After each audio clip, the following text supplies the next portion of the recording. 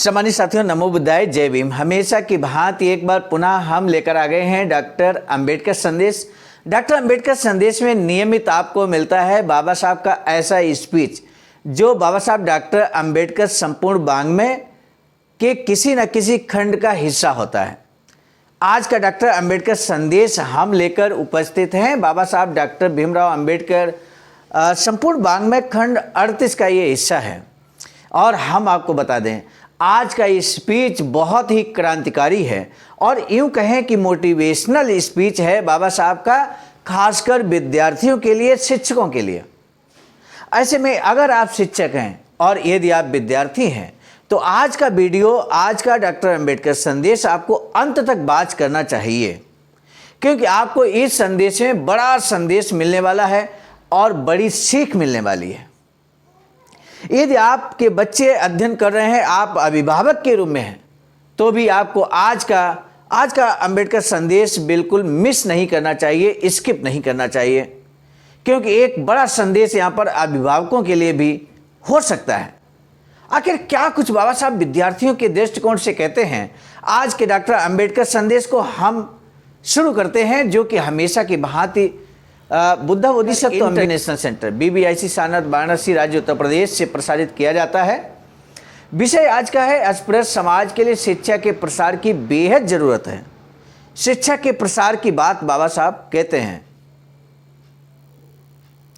बाबा साहब डॉक्टर अंबेडकर संपूर्ण वाङ्मय खंड 38 पेज नंबर 295 से 297 तक।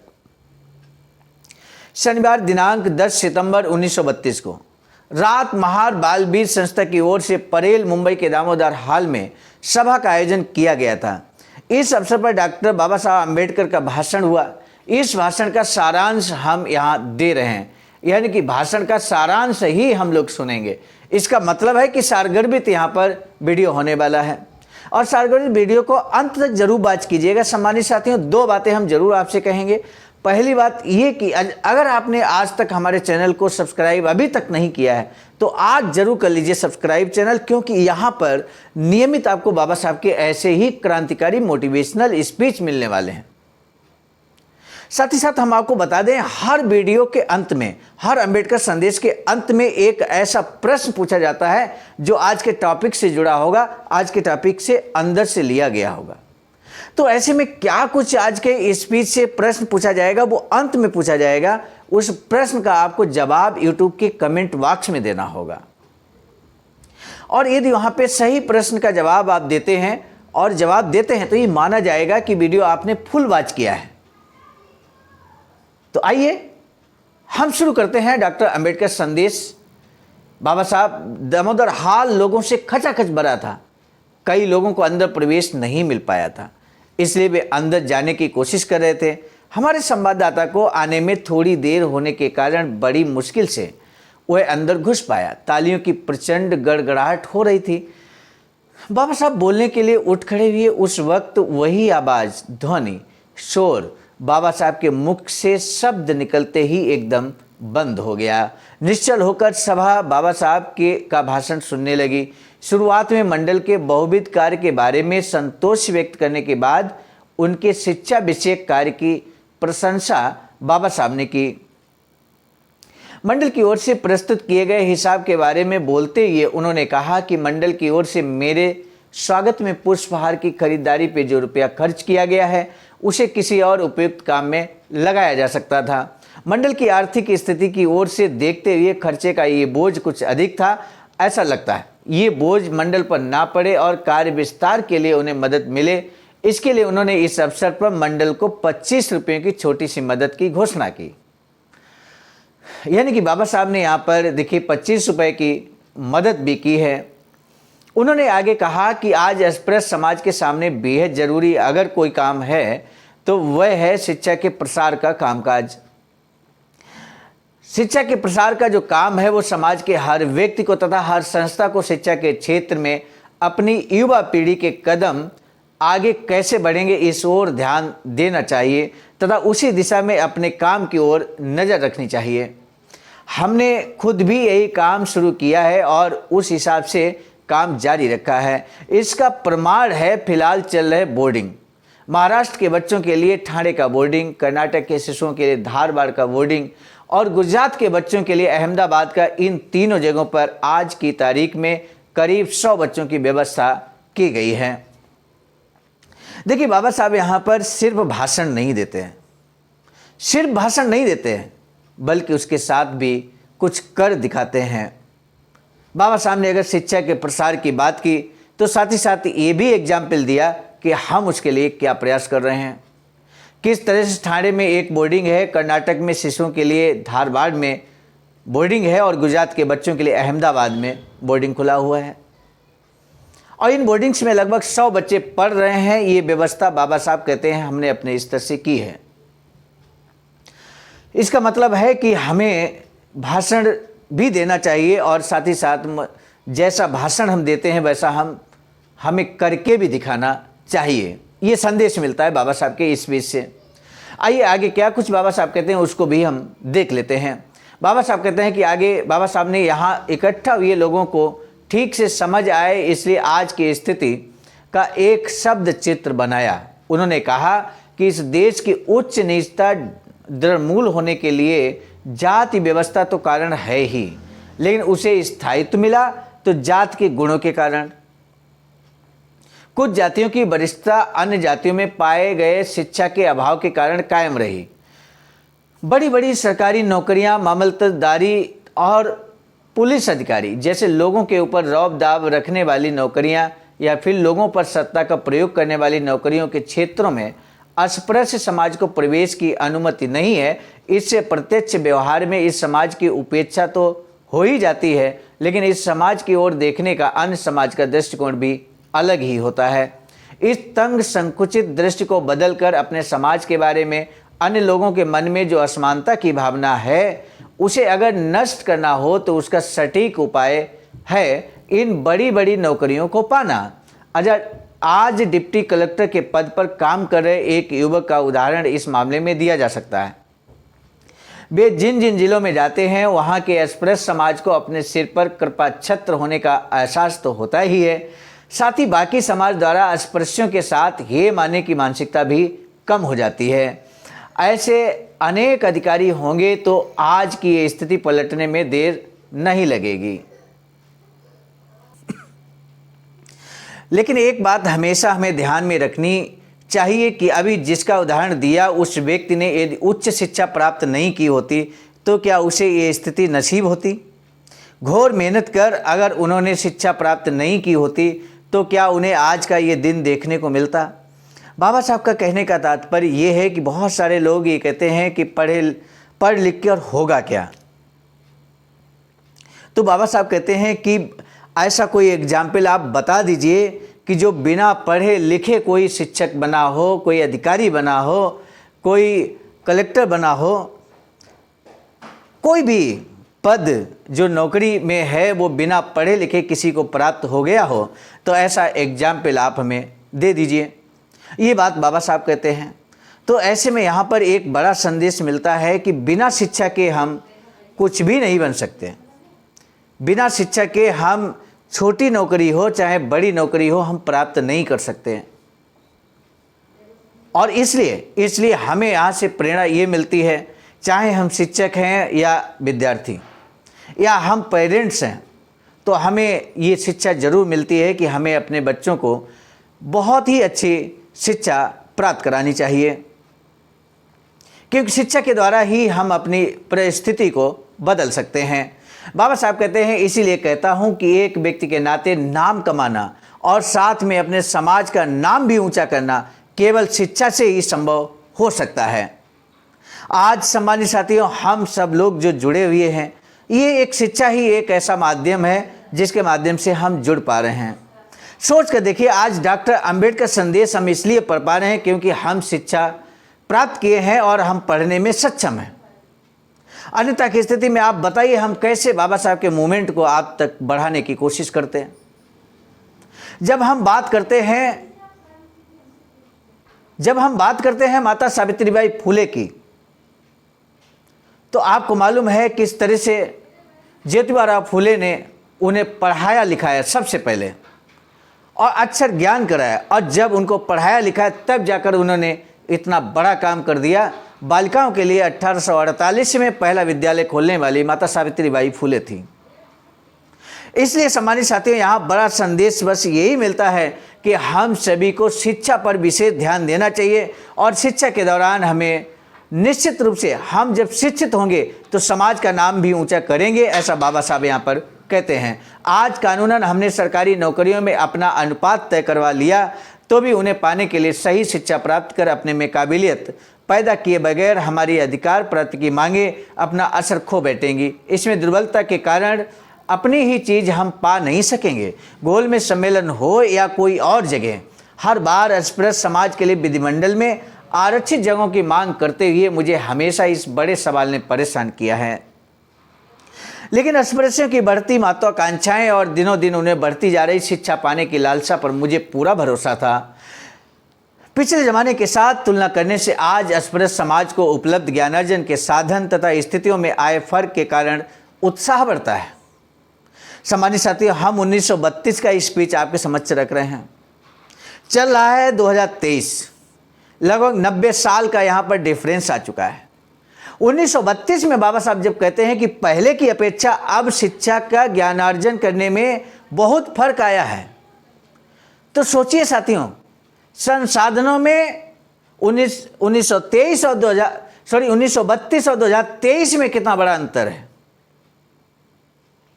जिस समय बाबा साहब ये स्पीच दे रहे थे, उस समय भारत के अंदर संभवतः गांव क्षेत्र में बिजली तो नहीं थी, बिजली नहीं थी मेरे साथियों। रात में पढ़ने के लिए दीपक जलाना पड़ता था। आज कम से कम हमारे पास, आप देख सकते हैं, गांव गांव घर घर बिजली है, और भी बहुत सारे संसाधन हैं, आने जाने के संसाधन हैं। विद्यालय संस्थानों में जाने आने के बहुत बढ़िया साधन हो चुके हैं। तो ऐसे में बड़ा परिवर्तन हुआ है, बहुत चेंज हुआ है इन 100 सालों के अंदर। यानी कि अब भी अगर हमारे समाज के लोग, बहुजन समाज के लोग अशिक्षित रहते हैं, तो इसका तात्पर्य यह है कि बाबा साहब के द्वारा किया गया संघर्ष, त्याग और समर्पण निरर्थक साबित होगा।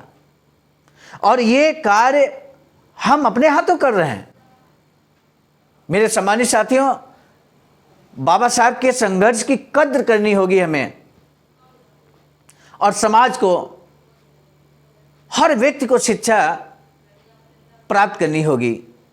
इतना कहकर इस अवसर पर उन्होंने अपने जीवन में घटित एक मनोरंजक लेकिन बोधप्रद अनुभव कथन बताया। उन्होंने बताया कि जब अंग्रेजी की शिक्षा प्राप्त करने के लिए मुंबई आए थे, तब के हालात का उन्होंने वर्णन किया। मुंबई की मलिन बस्ती में अपना 8 फुट चौड़ाई और 10 फुट लंबाई वाला कमरा, उसमें रहने वाले 8-10 जिंदा लोग, कमरे के एक तरफ मोरी, उसके पास ही चूल्हा कोने में, और सिर पर के माले पर रखी लकड़ियां, हर तरफ ही धुआं, और उसी में इतने लोगों का अपने अपने काम निपटाना, छात्रों की संगत का अभाव। ऐसे कठिन हालात में पाठ्यक्रम पूरा करके अलग अलग परीक्षाएं कैसे देनी पड़ी। सम्मानित साथियों, मुझे पूरा विश्वास है कि पहली बार आप बाबा साहब के इस शब्दों में बाबा साहब की इस स्थिति का आकलन कर रहे होंगे और समझ पा रहे होंगे। इसका बाबा साहब ने मनोहारी वर्णन किया। आज के छात्रों के लिए अलग अलग तरह की छात्रवृत्तियां हैं, रहने के लिए बोर्डिंग है, छात्रावास है, और पठन पाठन करने वाले छात्रों का सहवास मिलने के कारण, यानी कि सहपाठी, बहुत सारे सहपाठी आपको मिल जाएंगे, उनके लिए पढ़ाई बेहद आसान हो गई है। इसलिए कहता हूं कि इस मौके का फायदा उठाकर अपना और अपने समाज का कल्याण करना हर युवा का कर्तव्य है। ये युवाओं को समझना पड़ेगा मेरे साथियों। आखिर में उन्होंने छात्रों को उपदेश दिया कि छात्रावस्था में अपने सामने केवल विद्या अध्ययन का ही उद्देश्य रखना चाहिए। छात्रावस्था में फिर से प्राप्त नहीं होने वाली, बाबा साहब कहते हैं कि छात्र की जो अवस्था है वो फिर दोबारा कभी नहीं आने वाली। इस अवधि में घनघोर कोशिशें करके ज्ञान प्राप्त करें। समाज सेवा के लिए आगे चलकर जीवन में बहुत समय मिलेगा। ये उन साथियों के लिए है जो छात्रावस्था में आंदोलन में कूद पड़ते हैं। अगर आप छात्रावस्था में आंदोलन में कूदेंगे तो समाज को बताएंगे क्या कि आपने बाबा साहब के द्वारा दी गई शिक्षा का अधिकार की बदौलत आपने क्या किया है। आपके सामने जैसे ही ये समाज प्रश्न करेगा तो आप क्या जवाब देंगे। इसलिए मेरे साथियों, शिक्षा प्राप्त करने के बाद पहले आप सफलता को अर्जित करें और उसके बाद डॉक्टर अंबेडकर मिशन को आगे बढ़ाने का कार्य करने के लिए बाबा साहब कहते हैं मूवमेंट आगे बढ़ाने के लिए आपके पास पर्याप्त समय मिलेगा। लेकिन यदि आप छात्रावस्था में ही मैदान में कूद जाएंगे तो निश्चित मानिए कि आगे भविष्य आपका खतरे में पड़ जाएगा, क्योंकि बगैर शिक्षा के कुछ भी संभव नहीं है, कुछ भी कर पाना संभव नहीं है। छात्रावस्था में ही व्याख्यान देकर समाज का जो भी आप हित करने की कोशिश कर रहे हैं वह पूर्ण ज्ञान प्राप्ति करने के बाद समाज की सेवा करने की तुलना में बहुत निकृष्ट होती है। बाबा साहब कहते हैं कि आप छात्रावस्था में अगर व्याख्यान भाषण देंगे समाज में जाकर, बजाय इसके जब आप पूरी शिक्षा पूर्ण करने के बाद सफल व्यक्ति बनने के बाद आप भाषण देंगे तो उसका ज़्यादा असर होगा, छात्रावस्था में उतना असर नहीं होगा। ये बात बाबा साहब कहते हैं। और यदि हमारे वो विद्यार्थी ये बात समझ जाते हैं तो मुझे मालूम है कि शिक्षा के क्षेत्र में आप परचम फहराएंगे, परचम, और ऐसा परचम फहराएंगे जिससे समाज, पूरा समाज आप पर गर्व करेगा।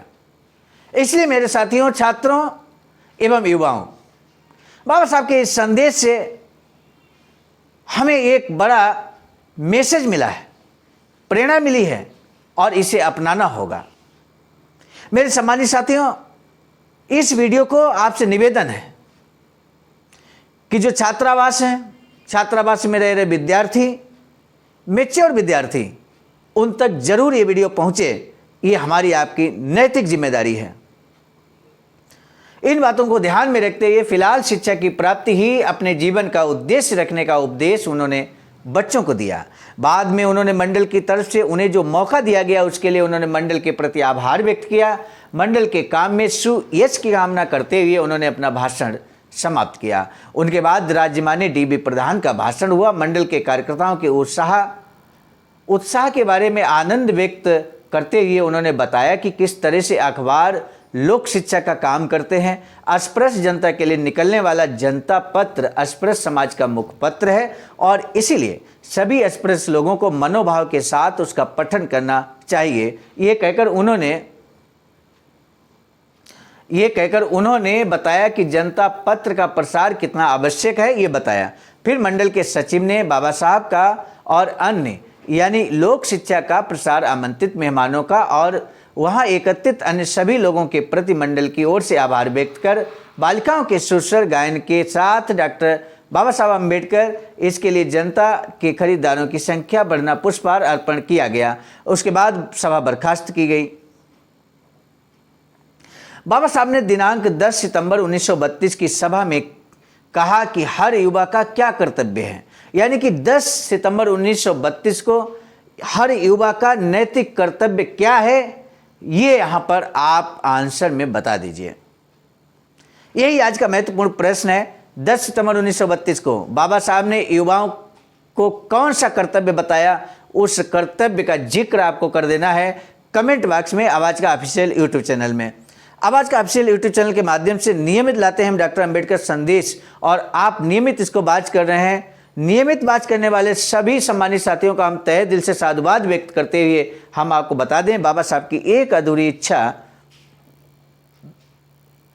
वैचारिकी सेंटर बनाने की है, जो उसकी 14,000 स्क्वायर फीट जमीन परचेज कर ली गई है सानत वाराणसी राज्य उत्तर प्रदेश में, और कुछ इस तरह का भवन यहाँ पर वैचारिकी सेंटर बनकर तैयार होगा। इसमें हम सभी के सहयोग की अहम आवश्यकता है। और ये निर्माणाधीन जो वैचारिकी सेंटर है अखिल भारतीय अनुसूचित जाति जनजाति कर्मचारी कल्याण एसोसिएशन यानी कि आवाज का के द्वारा, बहुजन बोध समाज संघर्ष समिति के द्वारा, all India doctor Ambedkar student association के द्वारा संयुक्त प्रयासों से और आप सभी के अमूल्य योगदान से ये वैचारिकी सेंटर निर्माणाधीन है। सामान्य साथियों, आपसे निवेदन है कि दिए गए अकाउंट नंबर IFC कोड पर अपना अमूल्य योगदान जरूर करें। आज का डॉक्टर अंबेडकर संदेश हम लाए थे मिशन नायक बुद्ध मित्र मुसाफिर सर, राष्ट्रीय महासचिव आवाज का नई दिल्ली की प्रेरणा में, और साथ ही साथ संकलनकर्ता के रूप में परम आदरणीय विजय कुमार बौद्ध जी, प्रांतीय कोषाध्यक्ष आवाज का बिहार। आज का डॉक्टर अंबेडकर संदेश प्रस्तुतकर्ता के रूप में मैं स्वयं सर्वजीत आर्या, राष्ट्रीय कोषाध्यक्ष आवाज का नई दिल्ली। पुनः मिलेंगे नए डॉक्टर अंबेडकर संदेश में, तब तक दीजिए इजाजत। आप सभी को सादर नमो बुद्धाय।